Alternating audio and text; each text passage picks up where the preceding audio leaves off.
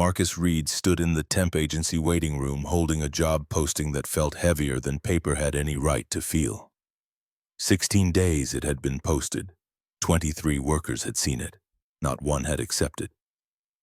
The night shift at Sterling Tower paid time and a half, $27 an hour instead of $18, but it came with a footnote in small print that explained everything. Previous 3 security guards resigned within first week.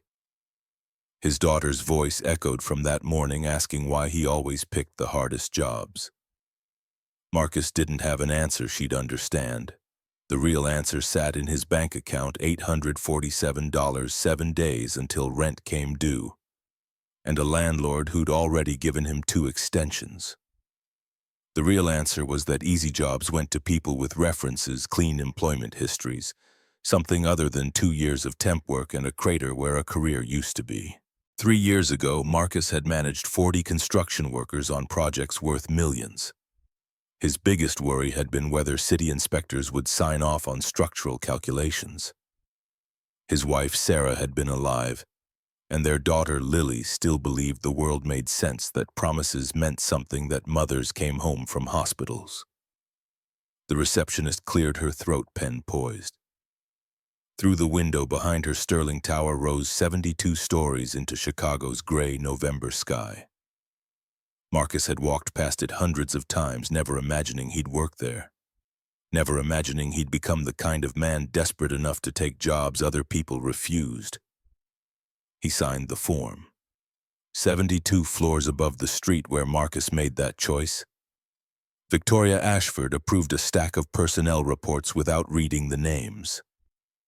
The night shift security position was a line item, nothing more. Someone from facilities would fill it. Someone always did.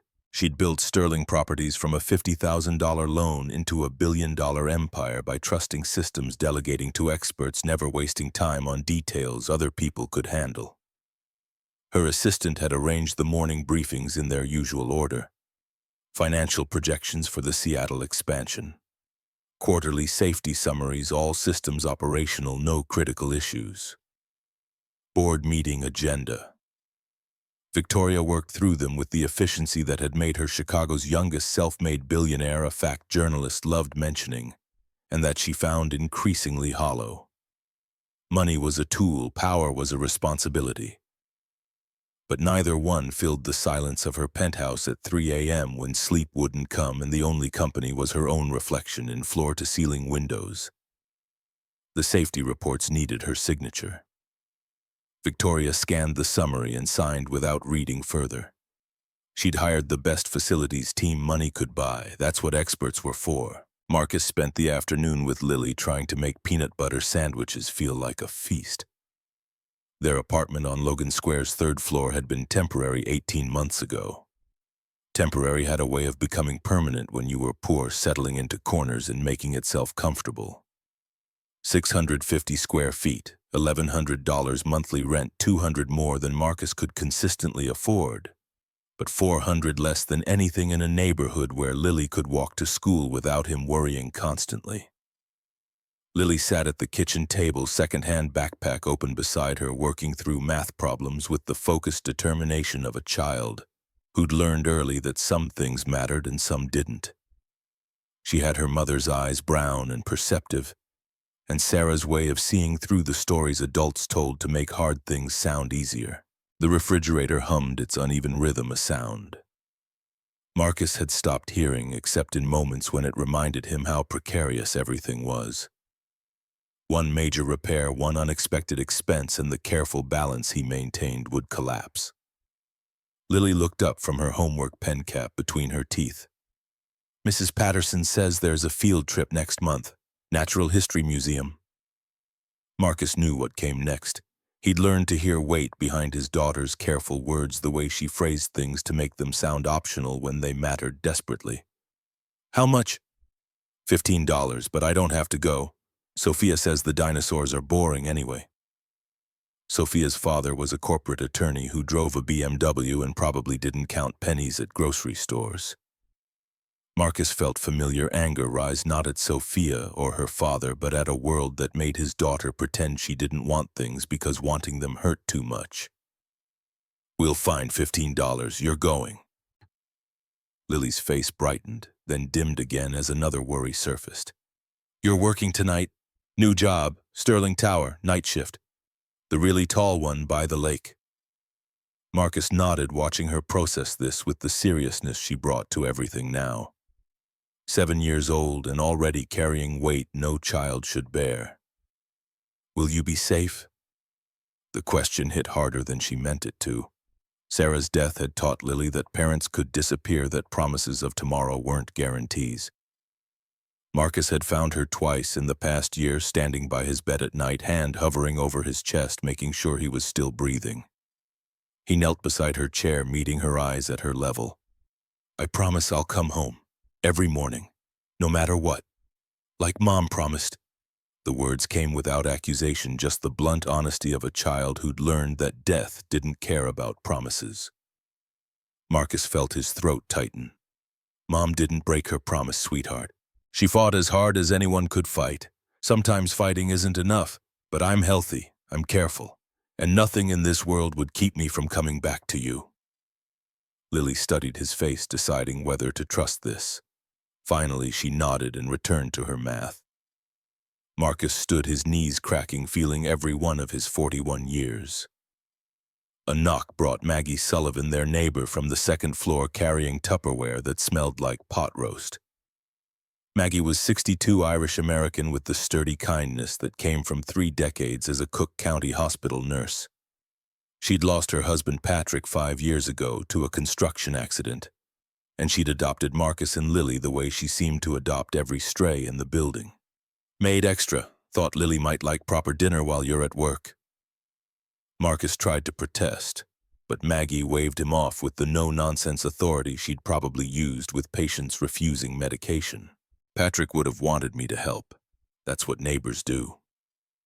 After Maggie left, Lily ate pot roast while Marcus packed his security uniform, cheap polyester that came with the job, a flashlight that barely worked, steel-toed boots from his construction days.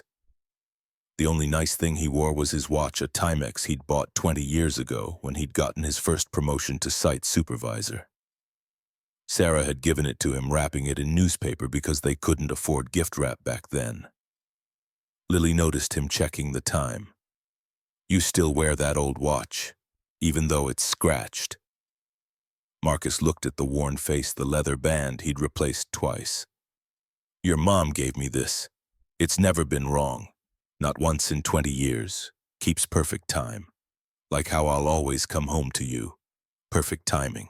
Every day. The words felt like a vow to something larger than either of them. Lily reached out and touched the watch face, her small fingers gentle. I'm glad it still works. At 10:45, Marcus stood before Sterling Tower as Chicago winter promised snow. The building rose 72 stories, glass facade reflecting scattered city lights. During the day, this lobby would fill with people whose monthly salaries probably exceeded Marcus's annual income. At night, it belonged to cleaners, maintenance crews, and one security guard who needed the job badly enough to ignore whatever had made 3 people quit in a week. Dave Mitchell, the evening shift guard, was waiting to hand over. 50-something overweight with tired eyes, counting days to retirement. He sized Marcus up with a glance that said he'd seen plenty of temps come and go. You're the new guy, Marcus. That's right. Dave pulled out a keycard and a radio that looked older than Lily. 72 floors, you'll patrol 1 through 40 tonight. Mechanical rooms, stairwells, loading docks. Checklists on the desk. Sign the log every hour. Marcus took the equipment, waiting for whatever warning had made previous guards leave. Dave hesitated, then lowered his voice. Look, some advice. This job's easy if you keep it simple. Walk your rounds, sign the logs. Don't ask questions about stuff that's not your business. What kind of stuff? The kind that gets temps fired. Building this size, there's systems, people responsible for things. Your job is making sure doors are locked and lights are off. Anything else that's above your pay grade. What happened to the last 3 guards? Dave shrugged, already moving toward the exit. They cared too much.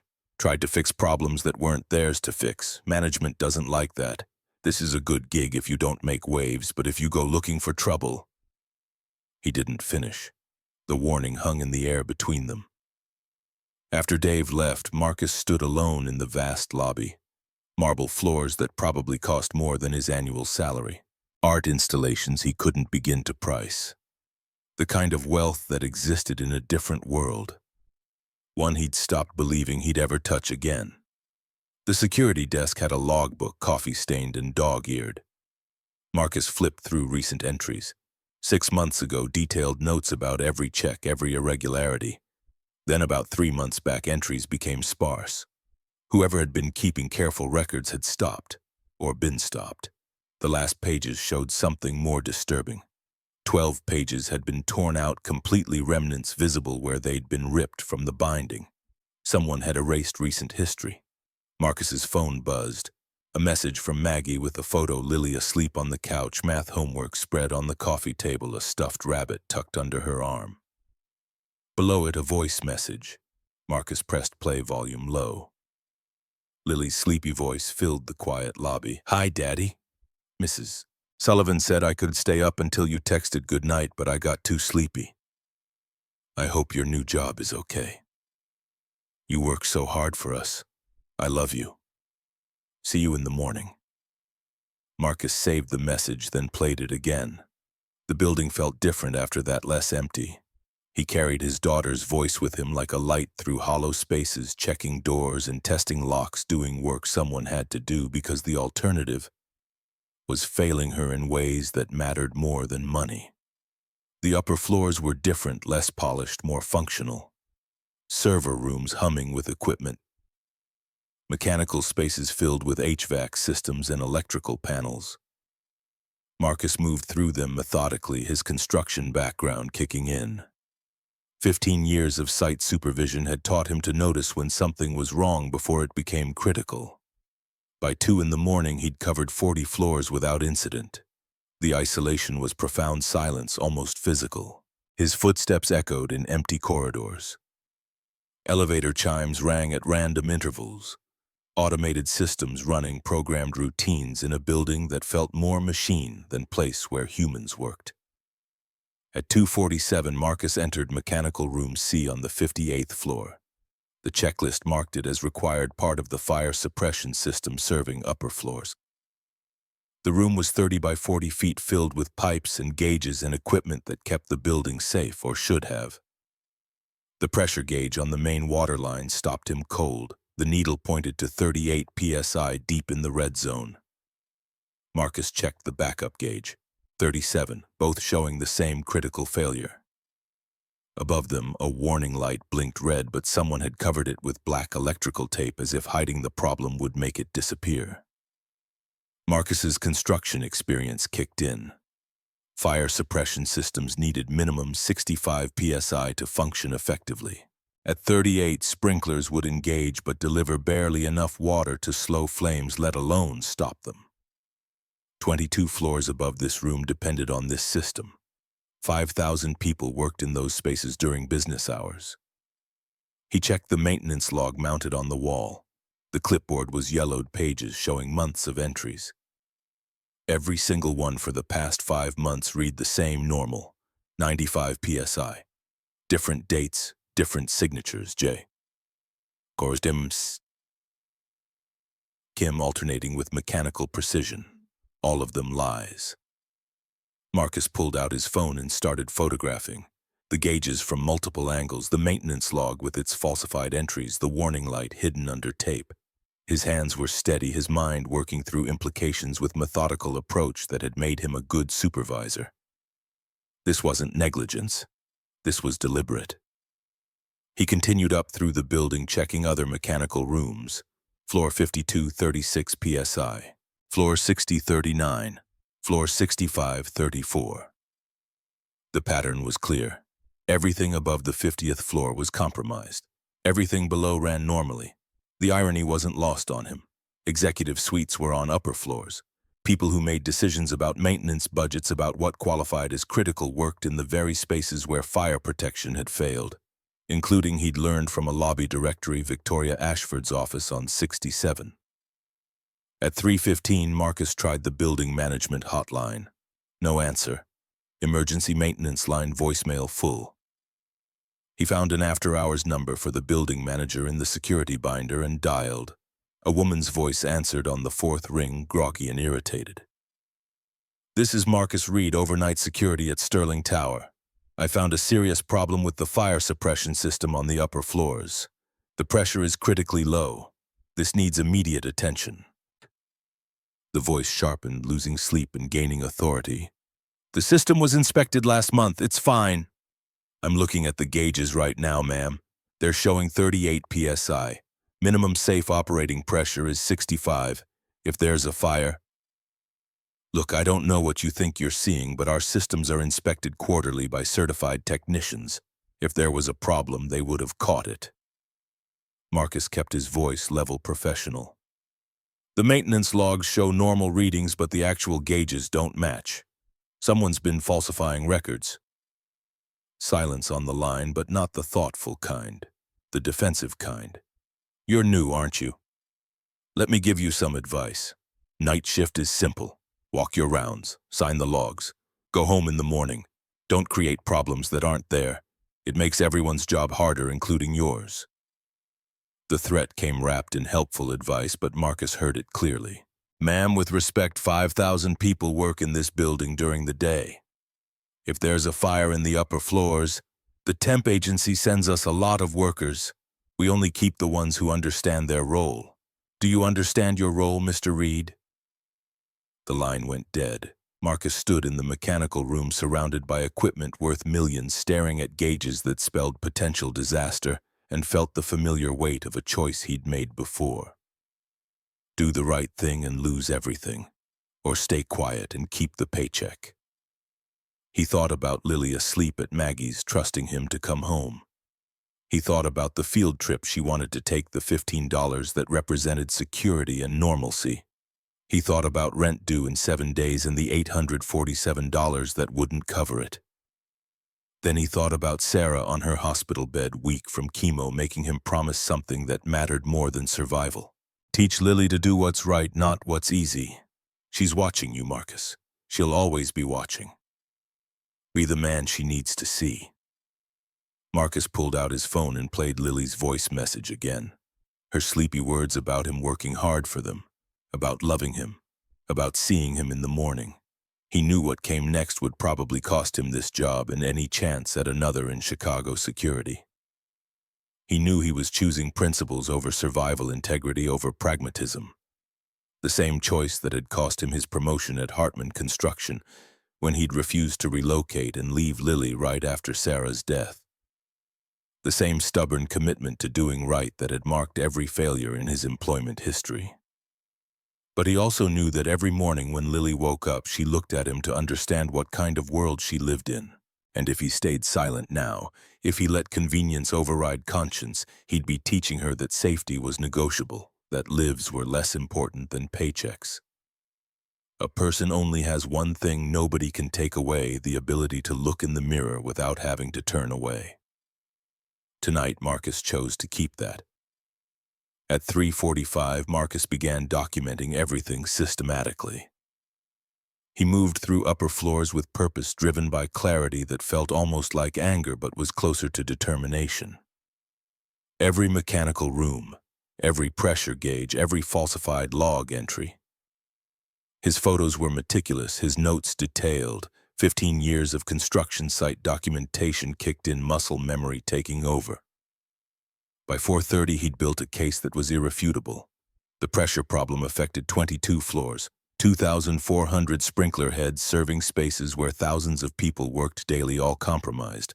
The risk wasn't theoretical. It was concrete, measurable, and being actively hidden. He found a maintenance office on the 40th floor.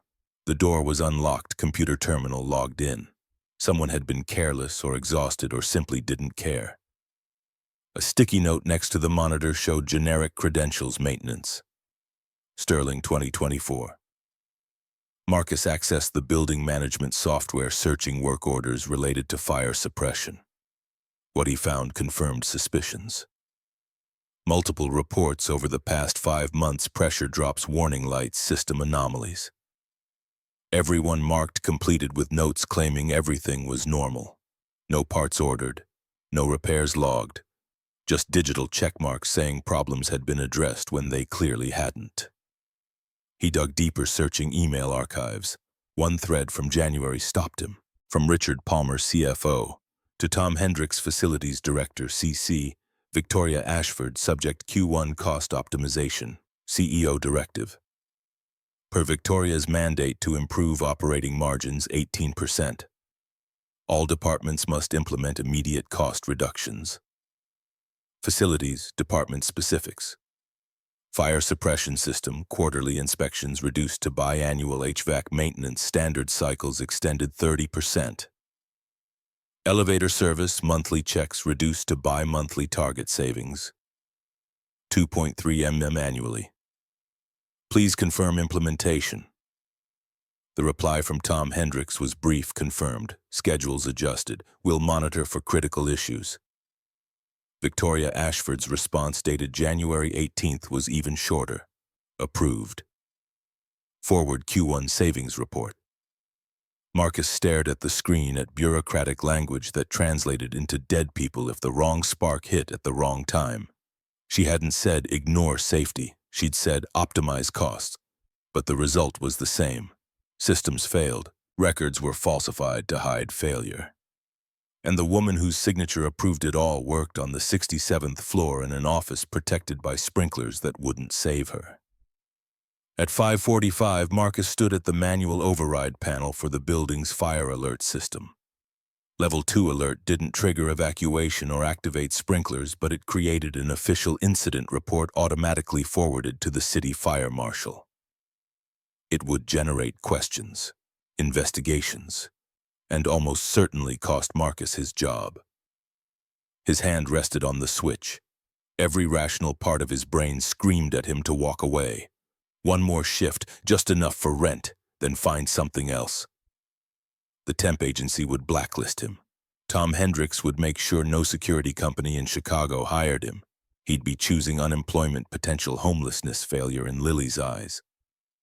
But he'd also be choosing to live with himself, to look his daughter in the face and know he'd done what her mother asked, to be the kind of man who didn't look away when lives were at stake, even when looking away was easier. Marcus activated Level 2 alert at 6:12 in the morning. The system logged it automatically, time-stamped and recorded. Official, irrevocable. He wrote a detailed summary and emailed it to every address he could find. Building Management Facilities, Victoria Ashford's executive assistant board members whose names appeared in public filings, the fire marshal, the insurance company, 3 senior VPs. 12 recipients total. No room for anyone to claim they weren't informed. Then he logged the action in the security system under his own name and credentials. Sat down in the security office and waited for consequences. His phone rang at 6:22. Unknown number. Marcus answered. A man's voice, cold and controlled. "Mr. Reed, this is Tom Hendricks, Facilities Director. I just received your extensive email. You triggered a city alert without authorization. My job description says to report safety hazards immediately. That's what I did. You could have called me first. This is going to create significant complications." I tried calling, multiple numbers, no one answered.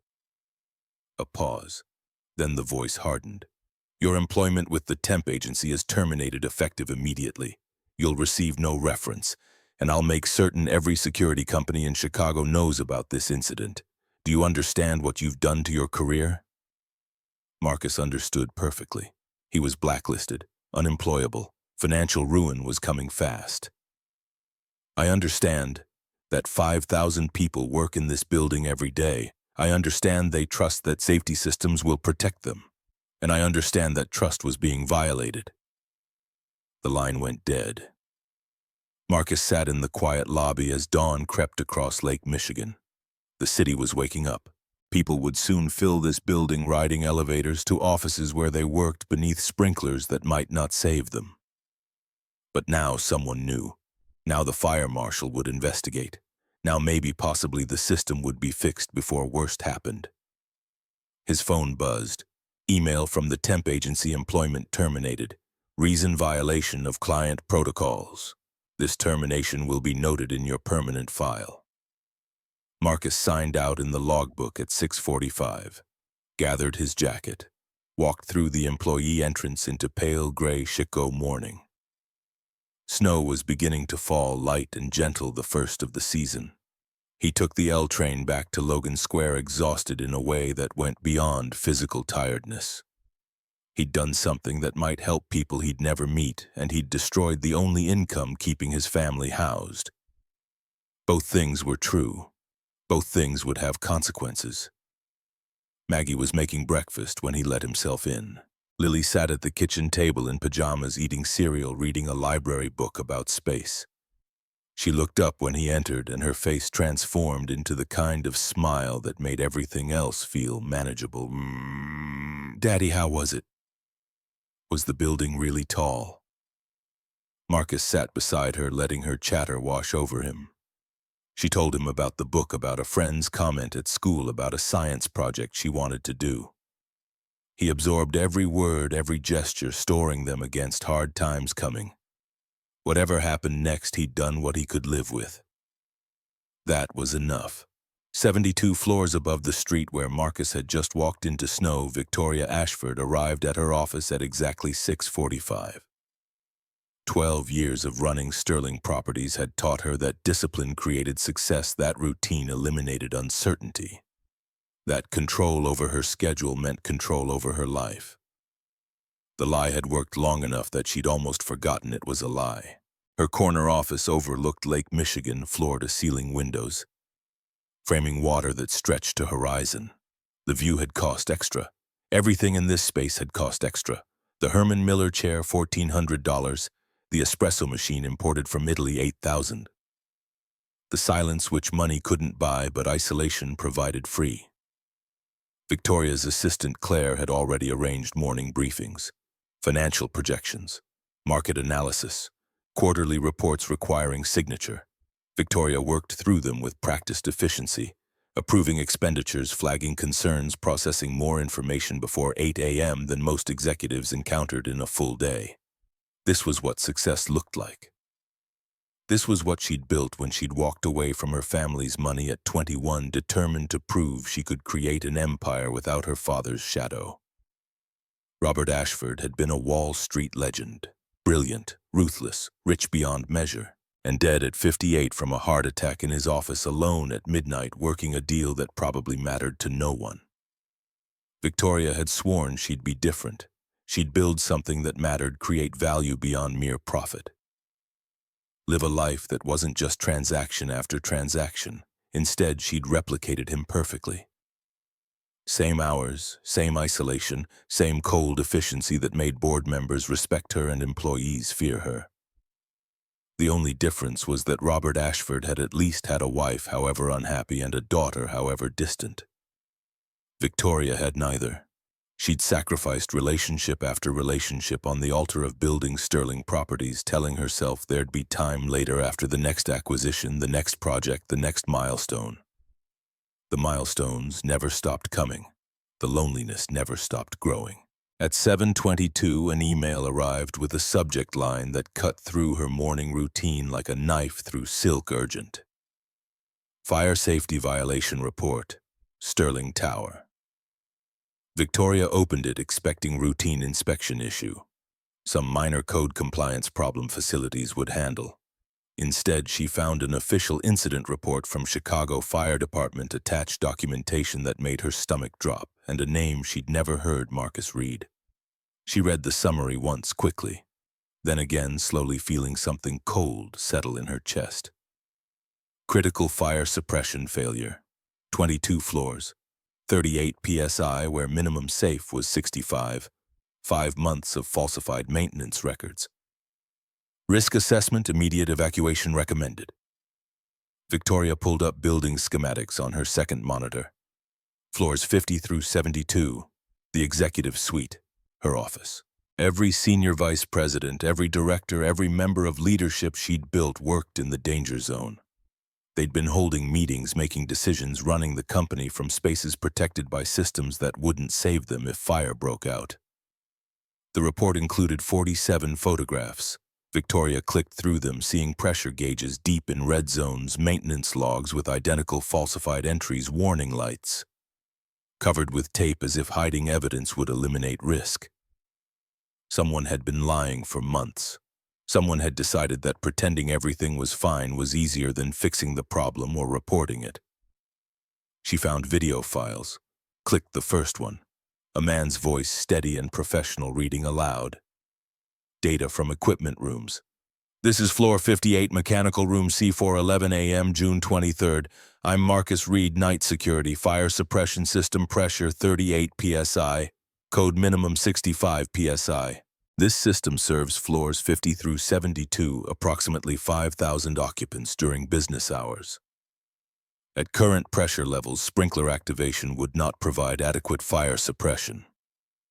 Victoria played it again. The voice wasn't panicked or dramatic, just factual. A man documenting a problem with the same systematic approach someone might use for construction inspection. She opened his personnel file. Almost nothing there. Temp employee, 41 years old, emergency contact neighbor, not family. One dependent, Lily Reed, age 7, a temporary worker, night shift security, the kind of employee who existed in margins of her company, invisible and interchangeable, doing work that kept the building functioning but rarely warranted attention from anyone in the executive suite. This invisible employee had found what her facilities management team had missed or covered up for 5 months. He'd spent his first night documenting everything with thoroughness that suggested training she couldn't see in his sparse file. And judging by the timestamp on the incident report, 6:12 a.m., he'd triggered an official alert knowing it would probably cost him his job. Victoria searched her email archive, found the thread from January that made her want to vomit. Her own signature, her own approval, cost optimization directive, reduce fire system inspections from quarterly to biannual, target savings 2.3 million annually. She hadn't asked what non-critical maintenance meant, hadn't questioned whether fire suppression qualified as critical. She'd trusted her CFO's judgment, signed off on the recommendation, and moved on to the next decision. 5 months later, systems were failing. Records were being falsified, and she'd been working 70 feet above ground in an office protected by sprinklers that might deliver water pressure barely sufficient to make flames wet. Victoria stood and walked to her window. Below, the city was waking up. Traffic building on Lakeshore Drive. People walking to work, grabbing coffee, starting their days with no idea that the building they were entering had been one spark away from disaster.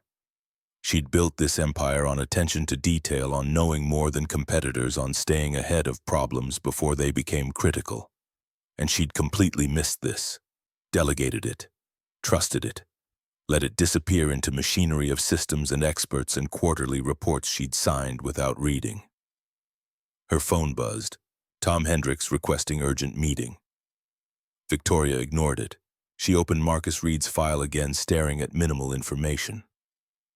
41. Temp worker, daughter, nothing else. Just a gap where a life should be visible. She pulled up his background check, the basic version they ran on all security personnel. Minimal criminal record, nothing. Previous employment, Hartman construction site supervisor, 24 years. Termination reason, company bankruptcy. That explained the gap, but 24 years in one place meant loyalty, consistency, skills. Victoria clicked deeper, paying $50 fee for extended background report. What came back told a story her personnel system had missed completely. Marcus Reed had been promoted 5 times at Hartman. Safety certifications, management training, commendations for identifying structural problems before they became disasters.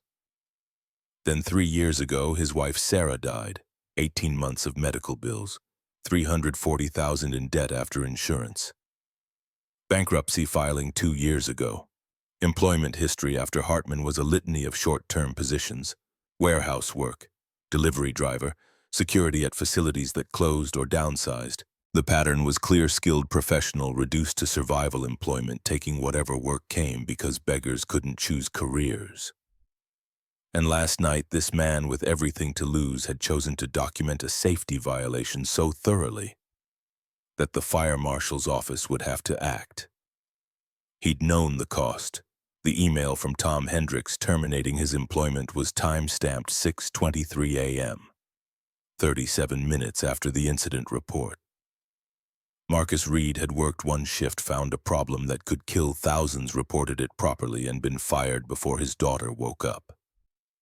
Victoria sat down, something unfamiliar happening in her chest. It felt like shame. It felt like recognition. It felt like seeing clearly for first time in years just how far she'd drifted from the person she'd intended to be. She called her driver.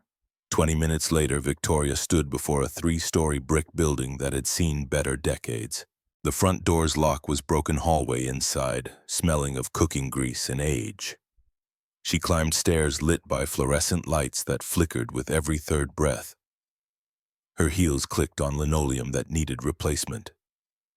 This was poverty, not the theoretical kind discussed in boardrooms or philanthropic galas, but concrete kind where people lived in buildings that weren't quite condemned but weren't quite safe, where children did homework at kitchen tables in apartments that cost too much and delivered too little, where a man with 24 years of professional experience worked night security because the economy had chewed him up and spit him into margins. Victoria found apartment 312 at the end of a narrow corridor. She stood there for a moment, composing herself. Victoria Ashford didn't get nervous. She'd faced hostile board members, aggressive investors, journalists hunting for scandal. But standing in this dim hallway, about to knock on the door of a man whose life she'd inadvertently damaged, she felt something close to fear. She knocked. Light footsteps approached. The door opened to reveal a girl of about 7, brown hair in a ponytail, wearing pajamas decorated with cartoon astronauts. She looked Victoria up and down with unself-conscious assessment only children managed. "Hello, are you here to fire my daddy again?" The question hit like a physical blow. Victoria found herself without words, which wasn't a sensation she experienced often. "No, I work at the building where your father was last night. I need to speak with him." The girl's expression shifted, protective and wary beyond her years. "He didn't do anything wrong. He always does the right thing even when it's hard. That's what he tells me." Before Victoria could respond, a man appeared behind the girl, tall, lean, exhausted, the face from the driver's license photo, but harder, more worn. His hand settled on his daughter's shoulder with gentleness that spoke of careful love. "Lily, go finish your breakfast with Mrs. Sullivan, please." The girl looked between them, clearly wanting to stay, clearly protecting her father from whatever new disaster this stranger might bring. Finally, she retreated, casting one more protective glance at Victoria. Marcus Reed stepped into the doorway. Didn't invite Victoria in. Made it clear this was his space and she was not welcome without explicit permission. His eyes were alert despite obvious exhaustion, taking in her expensive coat, her careful posture, the black sedan visible through the hallway window. "You're from Sterling Tower." "I own Sterling Tower. I'm Victoria Ashford." Marcus's expression didn't change, but something flickered in his eyes. "Recalculation. I know who you are. If you're here to explain why I'm fired, you could have called the temp agency." Victoria felt the words like a slap. Deserved, accurate. "I'm not here to fire you. You've already been fired. I'm here to understand why you did what you did." Marcus leaned against the doorframe, crossing his arms. Not hostile, but not welcoming either. 5,000 people work in that building every day. They deserve to be safe. The fire system was failing. Someone needed to report it. 3 other security guards worked that same shift. They walked past the same equipment. They didn't report anything. Then they weren't doing their jobs. The simplicity of it. The complete absence of doubt or complexity. Victoria felt something crack in the careful armor she'd built over 12 years of business success.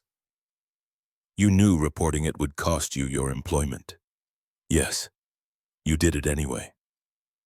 Marcus studied her face, deciding how much honesty to offer. "My daughter asked me once why I always pick the hardest jobs. I didn't have a good answer, but I know why I reported that fire system." Because if I didn't and something happened, I'd have to look her in the eye knowing I chose my paycheck over people's lives. I can't live with that. So I made the choice I can live with. Victoria heard the words settle into her chest with unexpected weight. She'd sat through countless presentations about corporate ethics, read articles about stakeholder responsibility, attended seminars on sustainable business practices. But she'd never heard anyone explain moral choice this simply. A father wanting to look his daughter in the eye. No calculation, no weighing of personal benefit against personal risk. Just clarity about what mattered. The pressure problem wasn't isolated. My facilities team completed their preliminary investigation. The fire suppression system has been compromised for 5 months. Falsified maintenance records, deferred repairs. If you hadn't filed that report, we might not have found it until catastrophe forced our attention. Marcus absorbed this without visible reaction. So what happens now? Victoria reached into her coat and withdrew a business card. Heavy cream stock, embossed lettering. The kind of card that signaled importance. I'm offering you a position, not security. Corporate safety director reporting directly to me. Your job would be finding problems everyone else misses. Asking questions that make people uncomfortable, being exactly what you were last night but with authority and resources. She extended the card. Marcus looked at it but didn't take it. Why, you don't know anything about me except that I made trouble for your company. I know everything I need to know. I know that when you were alone at 3 in the morning with problems that weren't your responsibility, you chose to act. I know you documented everything carefully instead of just disappearing. I know you did the right thing knowing it would cost you everything. Victoria lowered the card slightly but didn't withdraw it. That kind of integrity isn't something I can train or buy. It either exists in a person or it doesn't. It exists in you. Marcus finally spoke, his voice quiet. I have a 7th grade education, Ms. Ashford. I worked construction for 24 years. I don't know anything about corporate environments or safety management at this level. You know more than anyone on my current team. They have degrees, certifications, years of experience, and they completely missed or actively hid a critical failure. You found it in one night because you actually looked. Lily's voice drifted from inside the apartment, talking to someone Victoria assumed was the neighbor. Marcus glanced back, then returned his attention to Victoria. My daughter has a school presentation Tuesday, parent observation day. She's been preparing for 2 weeks. I need to be there. You'll have the day, and every day she needs you. The salary is $165,000 annually. Full benefits including health coverage for both of you. Signing bonus of $25,000. Flexible schedule. Marcus stared at her. The numbers were probably incomprehensible. 3 times what he'd made as supervisor, more than he'd earned in 2 years of temp work combined. I need to think about it. Victoria nodded, placing the card on a narrow shelf beside the door. Take all the time you need. The offer doesn't expire, but Mr. Reed, whatever you decide, I want you to know that what you did matters. Not just to the people in my building, to me personally. I've spent 12 years building systems and trusting reports. Last night you showed me that all of it means nothing if no one's willing to see what's actually there. She turned toward the stairs. Behind her, she heard the soft click of Marcus's door closing. The sound felt more significant than any board vote, any acquisition, any quarterly earnings report. It felt like the door to possibility she hadn't known existed. Victoria walked back down 3 flights, her heels clicking on worn linoleum. Her mind already moving through changes she needed to make. Not just in facilities management, in herself. She was almost to her car when she heard rapid footsteps behind her. Turned to see Marcus standing on the building's front steps, the business card in his hand. Ms. Ashford, Victoria stopped. My daughter's presentation is Tuesday at 10 a.m. If I take this position, I need to be there, not I'll try. I need your word. You have it. Marcus nodded slowly, something in his posture shifting. Then I'll see you Monday morning. He didn't smile, but there was something in his expression that looked like the beginning of trust, or hope, or maybe just the first breath after nearly drowning. Victoria returned to her car. As her driver pulled away from the curb, she looked back at the building. 3 stories of worn brick housing families who worked harder than most people she knew. Struggling for stability her board members took for granted. Somewhere in apartment 312, a man was probably trying to explain to his 7-year-old daughter that everything had just changed, that the nightmare of unemployment and potential homelessness had transformed into possibility. Victoria pulled out her phone and opened her contacts. She had calls to make, changes to implement, people to fire and systems to overhaul. But first she had to sit with uncomfortable recognition that Marcus Reed making less in a month than she spent on shoes had taught her something fundamental about what leadership actually meant. It wasn't about having the most money or biggest empire or most impressive quarterly returns. It was about being willing to see clearly when seeing clearly was inconvenient. About choosing integrity when integrity cost everything. About understanding that people's lives mattered more than profit margins. Maybe it wasn't too late to change. Maybe hiring Marcus Reed was the first real decision she'd made in years. That wasn't about building the empire, but about becoming someone worthy of leading it. The snow was falling heavier now, covering Chicago in white. Through the car window, Victoria watched the city transform familiar streets, becoming something new and clean. Maybe that's what this morning was. A chance to start over, to build something better than what had come before. Marcus Reed had given her that chance. The least she could do was take it. Marcus stood in his new office on the 40th floor Monday morning, staring at a desk that probably cost more than 3 months of his previous salary. Dual monitors, ergonomic chair, a window overlooking the Chicago River. The nameplate read Marcus Reed, Corporate Safety Director. 3 days ago he'd been unemployed. Now he was making decisions that affected thousands of people across Victoria Ashford's real estate empire. The transition hadn't been seamless. Friday afternoon, Victoria's assistant had called with instructions: report Monday at 9, bring identification for HR, processing, dress code, business casual. Marcus owned 1 suit purchased at Macy's for Sarah's funeral and 2 pairs of khakis that had seen better years. Saturday morning, he'd taken $200 from Victoria's signing bonus and bought clothes at a discount outlet, feeling guilty about every purchase while Lily insisted he needed to look professional. Sunday night, she'd helped him pick which shirt to wear, treating it like the most important decision in the world. Her enthusiasm made the guilt worse. She didn't understand that corporate jobs came with expectations, that people who climbed this high rarely accepted someone who'd started at the bottom, that Marcus's lack of degree and polished background made him an anomaly his new colleagues would resist. The first meeting confirmed his fears. 9:30 Monday morning, Victoria assembled her executive team in the main conference room. 12 people, all with advanced degrees, all with decades of corporate experience, all looking at Marcus like he was a mistake. Someone would correct shortly. Victoria introduced him without preamble. This is Marcus Reed, our new corporate safety director. He reports directly to me.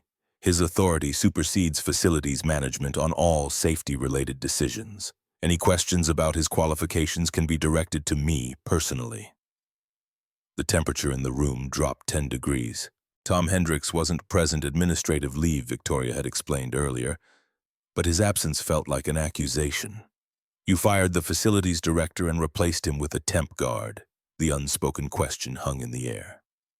What had Marcus done to earn this position besides cause trouble? Richard Palmer, the CFO who'd recommended the cost cuts that created the fire system failure, spoke first. With respect, Ms. Ashford, safety oversight traditionally falls under facilities management. Creating a separate position seems redundant. Victoria's expression didn't change, but her voice carried an edge Marcus hadn't heard before. Facilities management failed to identify a critical system failure for 5 months. They falsified maintenance records. They ignored warnings. I'm not interested in traditional approaches that produce those results. Marcus found the problem in one night because he actually looked. That's the qualification that matters. The meeting continued with forced politeness masking resentment. Marcus took notes, absorbing information about properties in Seattle, Detroit, and Boston. Systems he'd need to audit, procedures he'd need to understand, the magnitude of responsibility settling on him like weight. After the meeting, a senior vice president named Gerald Hutchins cornered him in the hallway. 60-something, expensive suit, the kind of confidence that came from never doubting your place in the hierarchy. Word of advice, Reed: corporate environments have protocols, hierarchies. People who've earned their positions over decades don't appreciate outsiders disrupting established systems. Marcus met his eyes without flinching. People who earned their positions over decades should have caught a fire safety violation before a temp guard found it. If the established system produces that result, maybe it needs disrupting. Hutchins's expression hardened. You're making enemies quickly. That's not a smart strategy for someone who needs allies. I'm not here to make allies. I'm here to keep people safe.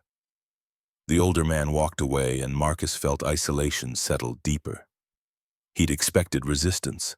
Understanding it intellectually didn't make experiencing it easier. Every conversation felt like a test he was failing. Every meeting reminded him he lacked vocabulary, credentials, background.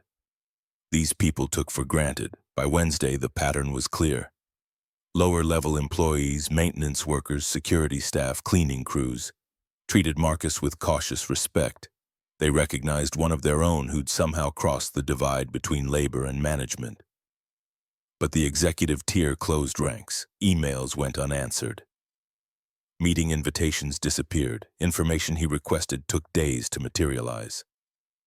Victoria noticed. Thursday morning, she called him into her office. You're getting pushback. Marcus had learned quickly that Victoria valued directness over diplomacy.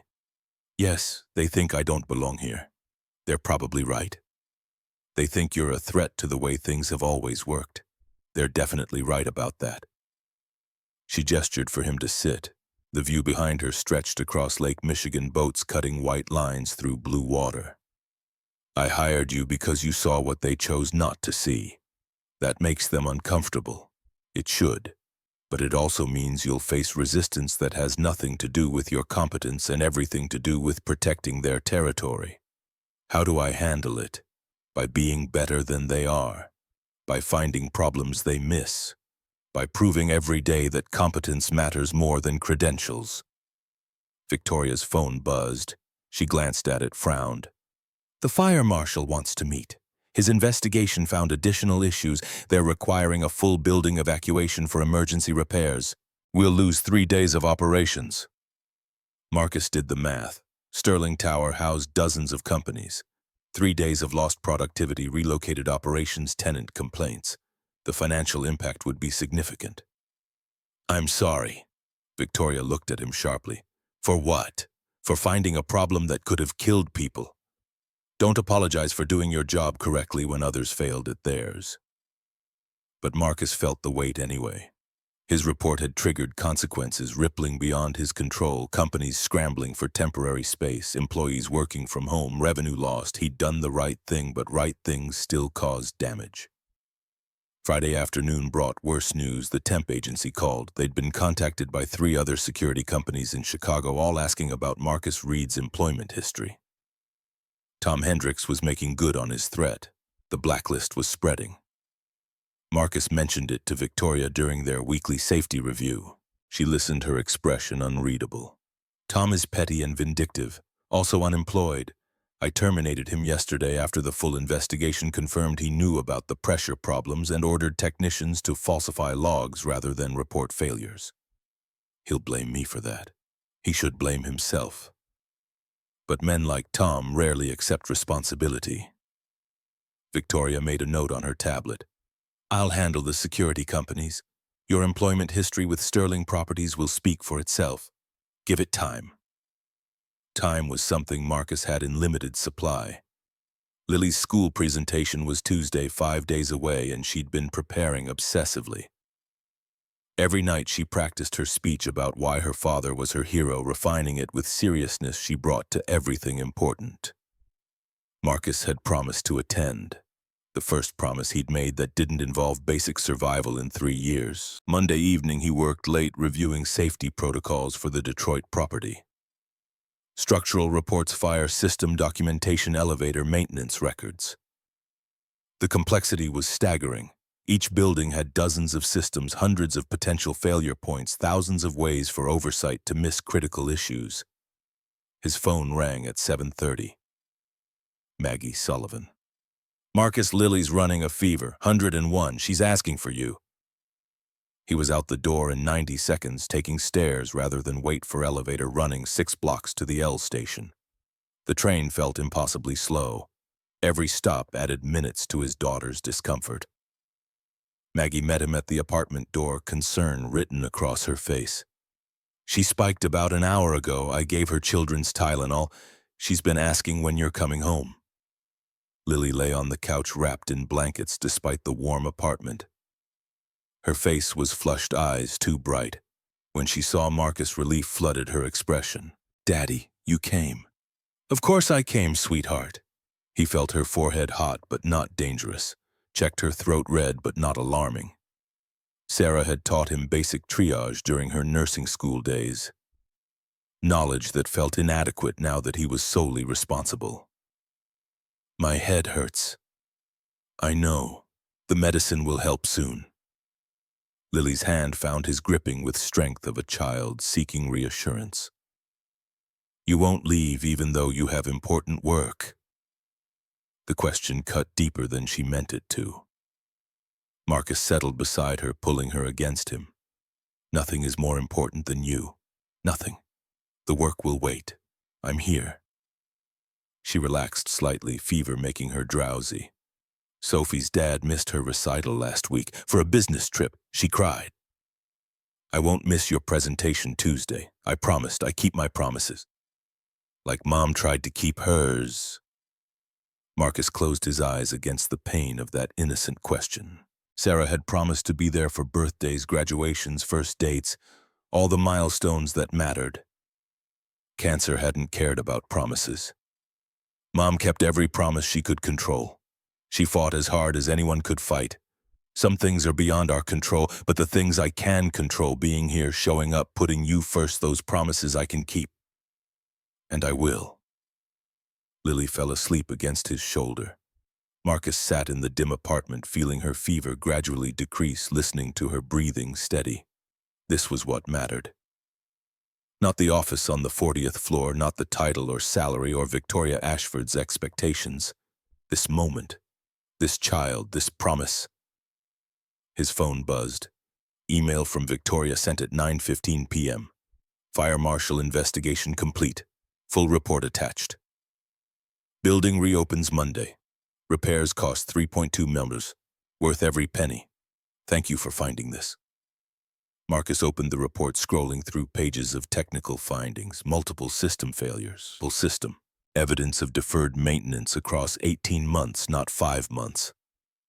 Falsified records dating back further than anyone had suspected. Criminal referrals for 3 maintenance contractors. The scope was staggering. If there had been a major fire, the catastrophe would have been worse than anyone imagined. More floors affected, more systems compromised, more lives at risk. He'd been one night security guard doing a routine check, and he'd stumbled into systemic failure that threatened thousands. The weight of it pressed down, mixing with relief that disaster had been prevented. Anger that it had been allowed to develop, and bone-deep exhaustion from trying to navigate a corporate world he barely understood. Lily stirred, murmuring something about her presentation. Marcus smoothed her hair, feeling her forehead cooler now, the Tylenol working. She'd be fine by Tuesday. He'd be there in the audience, watching her present about integrity and doing the right thing, hoping desperately that she never had to learn how hard those choices actually were. Tuesday morning arrived with Lily's fever gone and her nervousness peaking. She'd changed outfits 3 times, practiced her speech twice during breakfast, and asked Marcus 17 times if he was absolutely certain he'd be there. Each repetition carried weight of a child who'd learned that promises could break through no fault of the promiser. Marcus wore his new suit, the one Lily had helped him pick. She'd declared him very professional with grave seriousness of a 7-year-old fashion consultant. They took the bus together to Lincoln Elementary. Lily, clutching the poster board she'd made showing Sterling Tower fire sprinklers and a hand-drawn version of Marcus in his security uniform. The school library had been converted into a presentation space. 20 students, 40 parents, one teacher who looked overwhelmed by logistics. Marcus found a seat in the back, feeling conspicuously overdressed among parents in jeans and sweatshirts who'd taken time from hourly jobs for this mid-morning event. Lily presented fifth after a boy who discussed his father, the firefighter, and a girl whose mother worked as a chef. She walked to the front with her poster board, cleared her throat, and began. My hero is my dad, Marcus Reed. He works as corporate safety director at Sterling Tower, making sure people are safe, but that's not why he's my hero. Marcus felt his chest tighten. They'd practiced this speech a dozen times. He knew every word, but hearing her deliver it to an audience watching her small frame straighten with determination made it new again. 3 weeks ago, my dad took a job nobody wanted, night security. He needed money for our rent. But on his first night, he found something broken that could hurt people. Lots of people. 5,000 people. She held up her poster, pointing to hand-drawn sprinklers. The fire safety system wasn't working right. Other people had seen it but didn't tell anyone. My dad knew if he told the truth he'd lose his job. We might lose our home. But he told the truth anyway. Her voice wavered slightly. Marcus leaned forward, willing her strength. He told the truth because he says a person only has one thing nobody can take away: the ability to look in the mirror without having to turn away. He lost his job that night, but he got it back, plus a better one, because the owner of the building, Ms. Victoria Ashford, saw that truth-telling matters more than keeping quiet. Lily looked directly at Marcus. My dad is my hero because he does what's right even when it's hard. Even when it costs him, even when he's scared. That's what real heroes do. The applause was genuine. Other parents nodded, recognizing essential truth in a child's simple words. Marcus felt something break open in his chest. Pride and pain mixing until he couldn't separate them. After the presentation, parents mingled awkwardly, making small talk while children basked in attention. Lily stayed close to Marcus, her hand in his, needing physical connection to anchor the adrenaline. The teacher, Mrs. Patterson, approached. Mr. Reed, Lily's presentation was remarkable. The way she articulates values at her age is unusual. You've clearly had important conversations about integrity. Marcus thought about conversations in a dim apartment, about promises made over cheap dinners, about a dying woman making him swear to teach their daughter what mattered. Her mother started those conversations. I'm just trying to finish them. Understanding crossed the teacher's face, widow, single parent doing his best. Well, you're doing beautifully. Lily is a special child. Walking back to catch the bus, Lily swung their joined hands, satisfaction radiating from her like heat. Did I do good? You did perfectly. I'm so proud of you. Were you scared I'd mess up?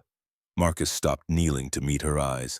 I'm never scared when I watch you do something important. You know why? Because you prepare, you work hard, you care about doing your best. Those things matter more than perfection. You showed everyone today who you are.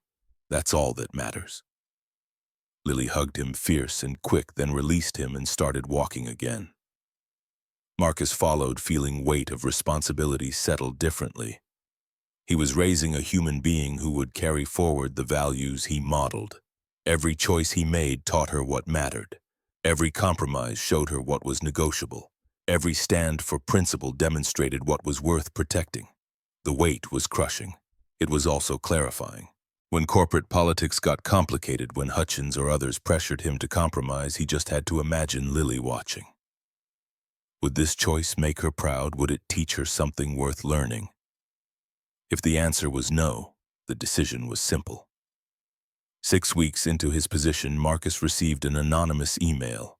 No subject line. Sender address: throwaway account from a public library computer. The message contained 3 attachments: internal memos from Sterling Properties' Boston office, documenting structural concerns flagged by an engineer 2 years ago, then systematically ignored. The concerns weren't minor. Load-bearing columns showing stress fractures, foundations settling unevenly, recommendations for immediate assessment buried under responses prioritizing tenant retention over inspection costs. The building housed 350 employees across 12 floors. If structural problems had progressed, evacuation might be necessary. If they'd been ignored long enough, collapse wasn't impossible. Marcus forwarded everything to Victoria with a single line: Boston property needs immediate structural assessment. Anonymous source, but documentation appears legitimate. Her response came within minutes. Retain independent engineering firm. Full inspection. I want results in 2 weeks. The Boston property manager, a woman named Catherine Wells, who'd worked for Sterling for 15 years, reacted to the inspection notice with barely contained fury. Her call to Marcus started professional and deteriorated rapidly. You're ordering a $100,000 structural assessment based on anonymous allegations. Do you understand what that does to our operational budget? Marcus kept his voice level. I understand what structural failure does to 350 people. The assessment happens. How you adjust your budget is your decision. This is exactly the kind of overreach Tom warned us about. You're creating problems to justify your position. Tom falsified safety records and got fired. If you want to follow his example, keep obstructing legitimate safety concerns. Catherine hung up. 20 minutes later, Victoria called. Catherine complained to the board, said you're exceeding your authority, disrupting operations, costing unnecessary money. Gerald Hutchins is backing her. They want your inspection order reversed. Marcus felt familiar dread settle. He'd been here before. Authority challenged, position threatened, forced to choose between backing down or pushing forward into unemployment. What do you want me to do? I want you to order the inspection exactly as planned. I'll handle Catherine and Gerald. Your job is finding problems. My job is dealing with people who don't want problems found. The engineering firm completed their assessment in 10 days. Their report confirmed everything the anonymous source had documented and found additional concerns. Load-bearing columns had stress fractures that had propagated significantly in 2 years. Foundation settling had accelerated. Immediate remediation required, or the building needed evacuation pending repairs. Cost estimate $4 million. Timeline 6 months. Alternative: close the building, relocate tenants, risk losing them permanently. Victoria called an emergency board meeting. Marcus wasn't invited, but he heard the aftermath from Claire, Victoria's assistant, who'd become an unexpected ally. Palmer wanted to fire you. Called the inspection wasteful, your methodology reckless, said you're costing the company millions based on hunches. Gerald backed him. 3 others were persuadable. What happened? Ms. Ashford presented the engineering report, asked if they'd prefer spending $4 million on repairs or $400 million on wrongful death lawsuits after a collapse, asked if they wanted to explain to shareholders why they ignored documented structural problems. The vote was 8-4 to proceed with repairs and maintain your authority. Marcus should have felt relief. Instead, he felt exhaustion. Every decision was a battle. Every safety concern faced resistance from people protecting budgets, reputations, comfortable assumptions. He was winning battles but hemorrhaging energy in the process. 3 months after the safety protocols launched, Marcus received another anonymous email. This one contained documentation about wage theft at Sterling's Seattle property. Contracted cleaning crews being shorted hours. Immigrant workers afraid to complain, systematic exploitation happening under the company's name, if not its direct authority. Marcus forwarded it to Victoria with growing concern. His mandate was safety, not labor practices. But exploitation created safety risks: overworked employees, cutting corners, fearful workers, hiding problems, systemic injustice breeding the kind of negligence that killed people. Victoria responded by expanding his authority. Corporate Safety and Ethics Director, mandate to investigate any practice that created risk, whether physical danger or systematic abuse. She hired 2 additional staff to support him: a former OSHA inspector and a labor attorney who'd spent 15 years fighting workplace exploitation. The wage theft investigation revealed systematic problems across 3 properties. Marcus compiled evidence, presented it to Victoria, and watched her terminate contracts with 2 firms, sue a third, and implement new oversight requiring direct payment verification for all contract workers. The industry noticed. Business journals ran articles about Sterling Properties' aggressive ethics stance, speculating whether it was genuine reform or expensive public relations. Competitors mocked the costs. Labor advocates praised the precedent. Marcus didn't care about commentary. He cared that workers started getting paid correctly, that safety improved when people weren't exhausted from extra unpaid hours, that doing the right thing created ripples beyond immediate impact. December brought Chicago's first significant snow. Marcus stood at his office window watching white blanket the city, thinking about the year that had passed. 12 months ago, he'd been desperate, taking a job nobody wanted because rent was due and options were gone. Now he directed a department, earned enough to move Lily into a better apartment, worked alongside people who respected competence over credentials. The journey felt impossible in retrospect. One decision document, the fire system failure, instead of staying silent, had cascaded into complete life transformation. But it hadn't been magic, it had been consequence. He'd chosen integrity when integrity cost everything, and somehow that choice had created opportunities he couldn't have imagined. Christmas week brought Victoria to Marcus's office unannounced. She'd been doing that more often lately, dropping by to discuss findings, ask questions, check progress. The visits felt less like oversight and more like collaboration. Equals working toward shared purpose. This time she carried a box wrapped in silver paper. For Lily, I know it's not Christmas yet, but I'm leaving for Boston tomorrow and wanted to give it to you directly. Marcus accepted the gift, uncertain how to respond. You didn't have to. I wanted to. Open it. Inside was a junior microscope, professional quality, the kind that cost several $100s. The note read, for a future engineer who asks good questions and cares about keeping people safe. VA. Marcus felt his throat tighten. This is too much. It's exactly right. Lily is brilliant and curious, and she's going to do extraordinary things. Someone should encourage that. Sarah would have. Since she can't, I'm stepping in. The mention of Sarah should have felt intrusive. Instead, it felt like recognition. Victoria wasn't trying to replace anyone. She was acknowledging absence and offering support within appropriate boundaries. Thank you. She'll love this. Victoria lingered, and Marcus recognized body language of someone wanting to say more but uncertain how. Finally, I'm having a small dinner party New Year's Eve. Close friends, colleagues I actually like, very informal. I'd like you and Lily to come, if you're comfortable with that. The invitation surprised him. Their relationship had been professional, occasionally crossing into personal territory, but always maintaining clear boundaries. A dinner party felt different, more intimate. A statement that they'd moved beyond employer-employee into something more complex. I'd need to check with Lily, but if she's comfortable, yes, we'd like that. Victoria smiled, genuine warmth breaking through her usual careful control. Good. I'll send details. New Year's Eve arrived cold and clear, Chicago winter asserting itself with temperatures in the teens and wind that cut through every layer. Marcus dressed carefully, the suit he'd bought in summer now familiar and comfortable, the watch Sarah had given him, shoes he'd polished the night before. Lily wore a dress Maggie had helped her pick, deep blue with small stars embroidered on the hem, looking older than 7 and still entirely herself. Victoria's penthouse overlooked the city from 40 floors up, floor-to-ceiling windows offering panoramic views of Chicago, preparing for midnight. The gathering was small, perhaps 20 people, mixing Sterling Properties executives Marcus recognized with others from Victoria's life outside work. Warm, informal, nothing like the stiff corporate events he'd imagined.